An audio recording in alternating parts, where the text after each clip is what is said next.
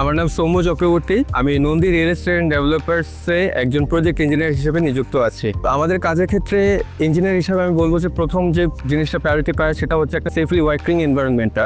আমরা প্রত্যেকদিন কাজের শুরুতে ওয়ার্কার্স অ্যান্ড লেবারার্সের সাথে একটা টুলবক্স মিটিং করি, যেন ওরা বুঝতে পারে যে প্রত্যেক দিনের কাজের আউটপুটটা কেমন হবে বা কতটুকু পর্যন্ত বা কিভাবে কাজ হবে জিনিসটা যেন বুঝতে পারে। অ্যান্ড আরেকটা কথা হচ্ছে যে কাজের ক্ষেত্রে আমরা চেষ্টা করি যে 100% যেন ম্যাটেরিয়াল কোয়ালিটিটা ভালো থাকে। সেক্ষেত্রে ইঞ্জিনিয়ার হিসেবে আমি বলবো যে আমাদের যে প্লাস্টারিং এর কাজে যে বালুটা ইউজ করা হয় সেটার FM সবসময় 1.7 to 8 আমরা মেনটেন করার চেষ্টা করি। অ্যান্ড সিলেট স্যান্ড যেটা ব্যবহার করা হয় সেটাতে আমরা 2.5 FM ইউজ করার চেষ্টা করি।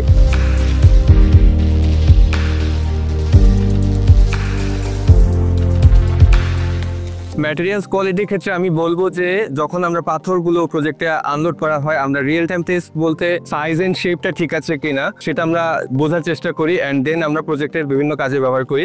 আর বালুর ক্ষেত্রে যে আমাদের প্লাস্টারিং এর কাজে বা কাস্টিং এর কাজে যে সিলেট স্যান্ড অথবা জেনারেল যে স্যান্ডটা ইউজ করা হয় ওটাতে আমরা সিভ অ্যানালাইসিস করি। আমাদের ইনস্ট্রুমেন্ট থাকে, আমরা ওটা দিয়ে প্রপারলি সিভ অ্যানালাইসিস করে কোয়ালিটি মেনটেন করার চেষ্টা করি, কারণ স্যান্ড খুব একটা সেন্সিটিভ বিষয় স্ট্রাকচারাল কাজের ক্ষেত্রে। এটাতে যদি কোনোভাবে কম্প্রোমাইজ করা হয় তাহলে স্ট্রাকচারাল এলিমেন্টস এর অনেক ক্ষতি হয়ে থাকে।